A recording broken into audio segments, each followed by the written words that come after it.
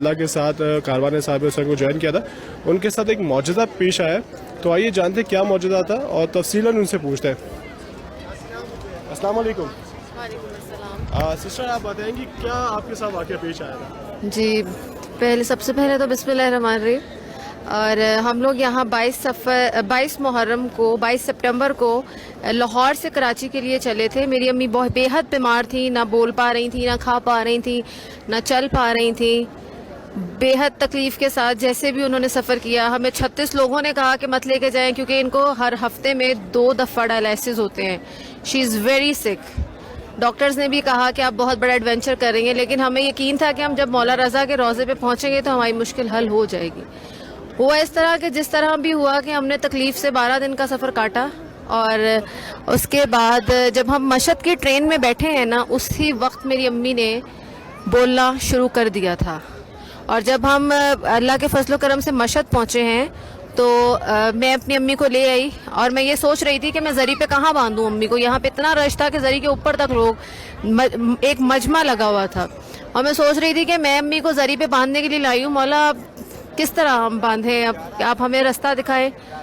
تو بالکل اس طرح ہی ہوا کہ مولا نے ہمیں رستہ دکھایا۔ میں نے زری کے پاس گئی، ویل چیئر پہ لے کے امی کو، میں نے امی کو زری پہ باندھا۔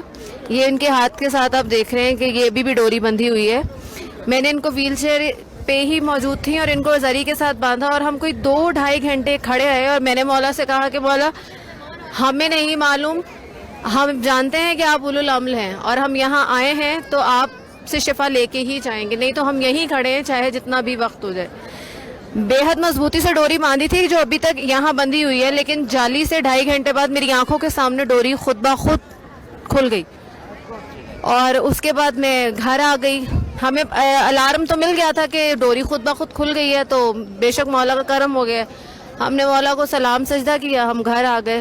گھر آئی ہوں تو اس رات میں مولا سے شکوہ کر رہی تھی کہ مولا آپ نے ابھی تک اپنی زیارت نہیں کروائی۔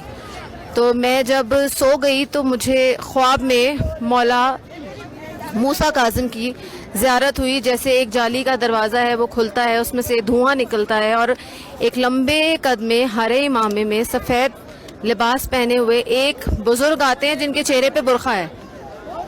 تو اس طرح مجھے زیارت ہوئی، مجھ پہ بہت کپکپی طاری ہو گئی، میں خوف میں آ گئی، لیکن بعد میں مجھے معلوم ہوا کہ مجھے امام مولا رضا کی زیارت ہوئی ہے۔